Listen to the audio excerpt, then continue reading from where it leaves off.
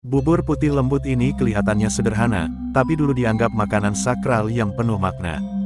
Bubur sumsum sudah ada sejak masa kerajaan Jawa. Warnanya yang putih melambangkan kesucian, dan karena itu sering disajikan dalam acara selamatan, syukuran, sampai upacara kelahiran. Campuran tepung beras, santan, dan gula merah juga punya filosofi, putih untuk kemurnian, manis untuk kebahagiaan. Dari Jawa, bubur sumsum kemudian menyebar ke seluruh Nusantara dan hadir dalam berbagai versi, kadang encer, kadang kental, dan versi modern ditambah campuran mutiara dan candil. Meski sederhana, bubur sumsum tetap bertahan sebagai makanan tradisi yang penuh simbol dan cerita. Minuman ini ternyata usianya lebih tua dari Indonesia. Dawet sudah dikenal sejak zaman Kerajaan Mataram kuno, ratusan tahun sebelum kuliner modern masuk ke Jawa. Masyarakat Jawa sudah lama mengolah tepung beras, santan, dan gula aren, lalu menciptakan butiran kecil kenyal yang sekarang kita sebut dawet. Nama dawet sendiri berasal dari istilah Jawa yang menggambarkan butiran kecil yang digelindingkan, sesuai bentuknya yang mungil dan kenyal. Minuman ini dulu sering disajikan di selamatan, hajatan desa, dan ritual panen sebagai simbol manisnya rezeki. Perkembangannya paling kuat di Jawa Tengah, melahirkan varian terkenal seperti dawet ayu Banjarnegara, dawet ireng Purworejo, dan dawet telasi Solo. Bahkan dalam adat Jawa, dawet dipakai di prosesi Midodareni sebagai lambang berkah untuk pengantin. Es teler biasa, bukan, ini es teler yang disajikan di teko. Dan ternyata ada ceritanya, tren es teler teko berawal dari pedagang minuman yang ingin bikin es teler dengan porsi rame-rame. Es teler sendiri lahir di Jawa Tengah pada tahun 1980-an, tapi inovasi menyajikannya dalam teko mulai populer setelah tren minuman jumbo merebak di media sosial. Dengan isi alpukat, nangka, kelapa, susu, dan sirup yang penuh sampai meluber, aksi menuang es teler dari teko bikin konten ini cepat meledak. Sekarang, es teler teko jadi minuman sharing yang cocok buat nongkrong, besar, segar, penuh topping, dan pastinya fotogenik.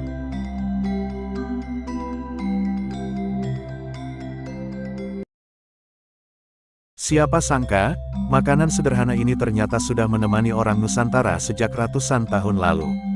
Bubur kacang hijau ternyata punya sejarah panjang di Nusantara. Kacang hijau pertama kali masuk lewat jalur perdagangan India ribuan tahun lalu. Di Jawa, bahan ini mulai diolah sejak masa Majapahit, ketika masyarakat sudah mengenal gula aren dan santan. Dari sinilah bubur kacang hijau lahir, hidangan hangat, manis, dan gurih yang sering disajikan pada acara adat dan sebagai makanan pengisi tenaga. Masuk era kolonial, bubur kacang hijau makin populer karena murah, mudah dibuat, dan bergizi tinggi. Hingga hari ini, bubur kacang hijau tetap bertahan sebagai salah satu jajanan paling merakyat di Indonesia, dari warung kaki lima sampai dapur rumah.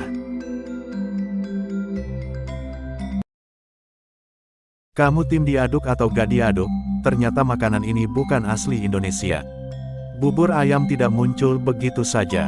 Akar hidangan ini berasal dari Tiongkok, tempat masyarakatnya sudah membuat bubur beras sejak ribuan tahun lalu sebagai makanan hangat dan mudah dicerna.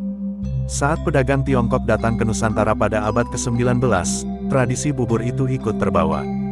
Di Indonesia, bubur ini mulai beradaptasi dengan bumbu dan selera lokal. Muncullah bubur ayam khas Indonesia yang lebih kaya rasa, dengan tambahan ayam suwir, bawang goreng, cakwe, kedelai goreng, dan kuah kaldu kuning yang menjadi ciri khasnya. Setiap daerah punya versi sendiri. Dulu bubur dijajakan pakai pikulan dan gerobak, hingga akhirnya menjadi menu sarapan paling populer di Indonesia. Siapa sangka, kue pancong yang murah meriah ini ternyata punya versi di Sunda dan Jawa.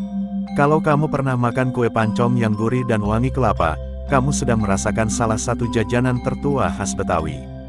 Kue ini sudah ada sejak zaman kolonial, ketika warga Batavia mengolah bahan sederhana seperti tepung beras, kelapa parut, dan santan. Adonannya dipanggang dicetakan setengah lingkaran yang dibawa para pedagang Tionghoa dan Arab, dan dari sinilah lahir kue pancong. Menariknya, pancong punya beberapa saudara di daerah lain. Di Jawa Barat ada bandros, dengan rasa gurih atau manis. Di Jawa Timur ada rangin atau gandos, yang teksturnya lebih kering dan renyah. Dan sekarang muncul variasi modern seperti pancong lumer, yang lebih lembut dan meleleh saat dimakan. Kue tradisional Betawi, tapi sekarang bisa meleleh di mulut, inilah pancong lumer. Versi kekinian dari kue pancong Betawi yang belakangan jadi favorit semua kalangan. Kalau pancong tradisional dikenal gurih dan padat, pancong lumer justru dibuat dengan adonan lebih lembut, lebih creamy, dan dimasak setengah matang sampai bagian tengahnya meleleh. Meski tampil modern dengan topping coklat, keju, hingga matcha, pancong lumer tetap berakar dari kue pancong klasik yang sudah ada sejak era kolonial. Bahan dasarnya sama, kelapa, tepung beras, santan, tapi teknik memasaknya dibuat lebih lentur biar hasilnya lembut dan meluber.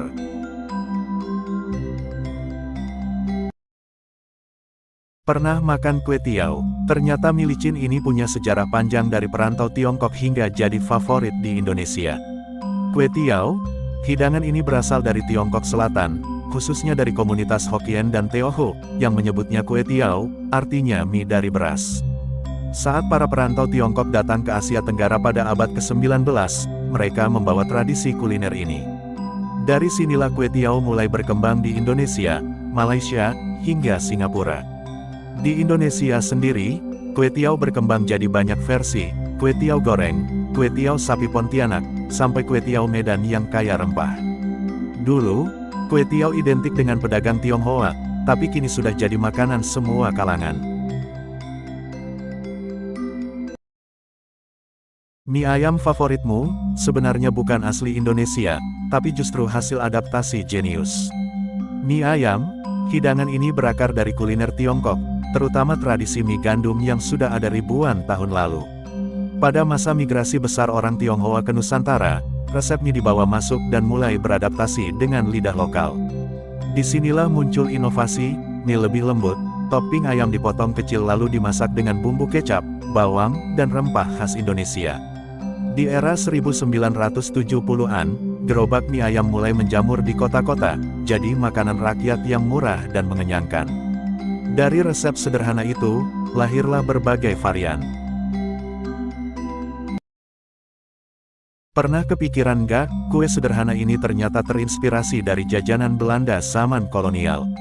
Pukis, jajanan tradisional Indonesia yang ternyata punya akar sejarah dari masa kolonial Belanda. Teknik membuatnya terinspirasi dari wafel dan poverjes yang dibawa Belanda, lalu diubah oleh masyarakat Jawa dengan bahan lokal seperti tepung, santan, dan gula.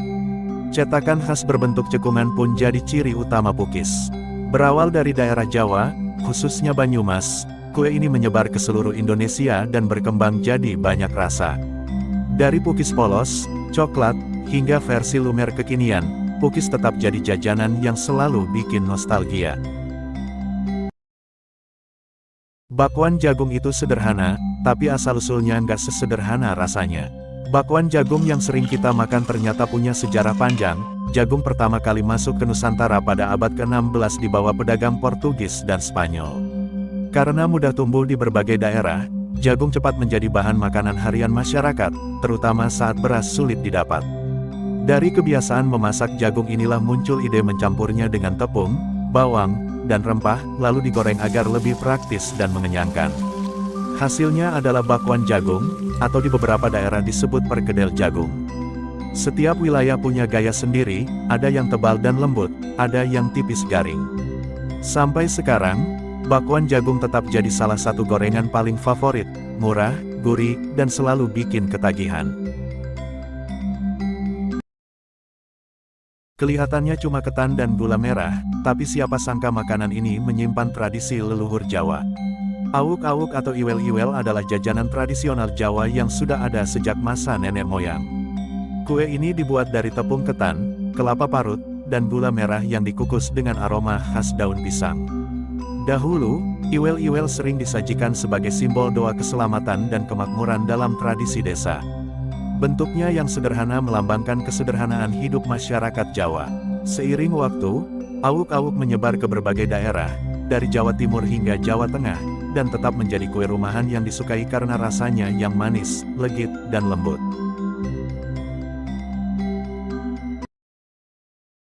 Pernah makan surabi? Tapi kamu tahu nggak, jajanan sederhana ini ternyata lahir dari tradisi kuno yang usianya ratusan tahun. Surabi, atau serabi, adalah makanan tradisional Indonesia yang sudah ada sejak era Jawa kuno. Hidangan ini awalnya dibuat dari campuran tepung beras dan santan, lalu dimasak di atas tungku tanah liat yang memberi aroma khas.